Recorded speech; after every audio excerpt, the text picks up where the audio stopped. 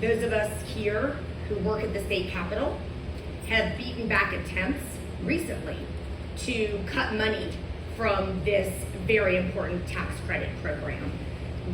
Everyone who's here probably knows that we don't get enough ribbon cuttings and groundbreakings like this when so much is needed. Rolling back that tax credit would be a disaster that would undermine even the limited projects that we are able to get done today.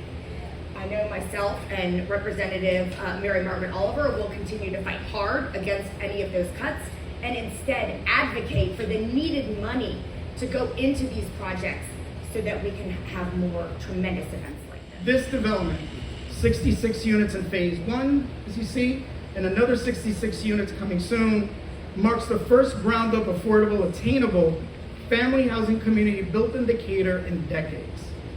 There have been others, yes, but these either replaced existing affordable communities, were naturally occurring, or have targeted residents 62 and older, which is also a significant part of our communities.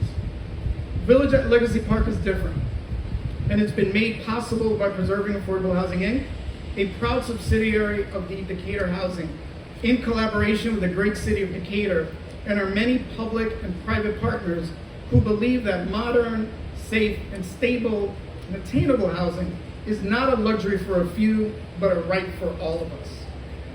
This project, soon to become a living community, represents a total development investment of over $49.3 million. That's true public-private partnership. But let's be honest. This is where I keep it real. We can't be here today simply to cut ribbons and break ground if we're not also willing to speak the truth. There is a housing affordability crisis in our country, and it's right here in our backyard. I, for one, am tired of attending conferences, symposiums, and meetings that continue to talk about this crisis as it just surfaced, with few solutions offered to address it. Across the region and nation, the cost of living has outpaced wages, which is no surprise to any one of us, forcing more and more working class families into impossible choices between rent, food, healthcare, and transportation. It should not be that way. These are our teachers, our first responders, many of which are here today. Thank you, Chief, for attending. Grocery clerks, sanitation workers, home health aides, and the countless service workers who keep our communities not only working, but thriving. But let's also acknowledge another group that rarely gets mentioned when we talk about this issue. White-collar professionals, both young and old, recent graduates, and the thousands of middle managers who keep our back offices running. Those that know me are aware of my love for baseball. And unfortunately, last night, my Mets lost against the Braves. But it's not the win yesterday, it's who will be in the championship at the end of the year. Let's go Mets. It's a sport I love, that my family has played, and that I still play when time avails. Therefore, if you allow me 1 second, I ask you to indulge me in providing some context through baseball itself to remind us of a sobering fact. Minor league baseball players make between $19,000 and $35,000 a year, most of whom will never get that coveted cup of tea in the major leagues.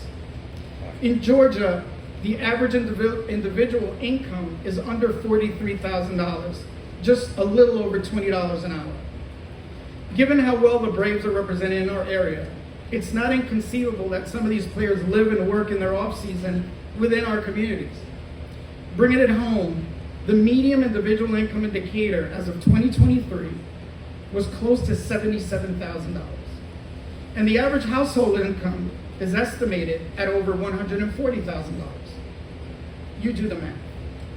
Within our own Decatur housing team, a majority of which can't live in Decatur, some by choice, but also due to affordability, we have members who commute to our office in over 2 hours to get to our office at 7:30.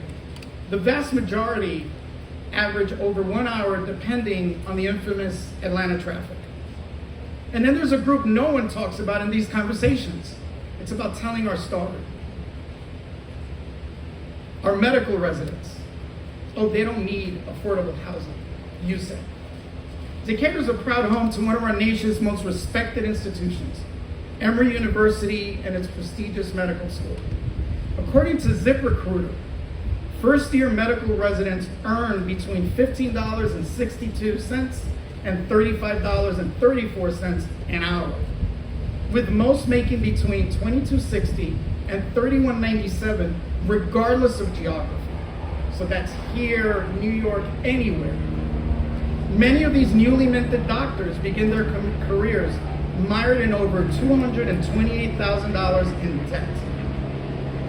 I know because I've worked in an ER alongside many of these young doctors, and it takes years for them to make any significant dollars to be able to purchase and live in a decent home. Good morning, everyone. Thank you, Representative Oliver.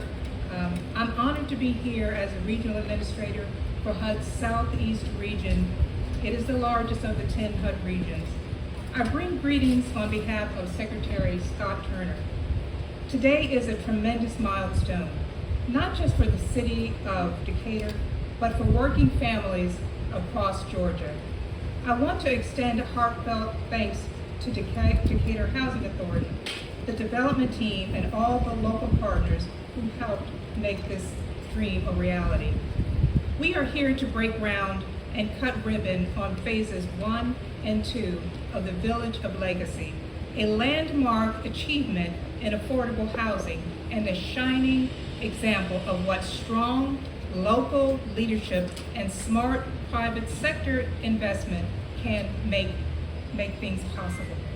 This is the first new affordable housing development for families built from the ground up in this area in decades. That's a major accomplishment, and it underscores this community's deep commitment to growth and revitalization.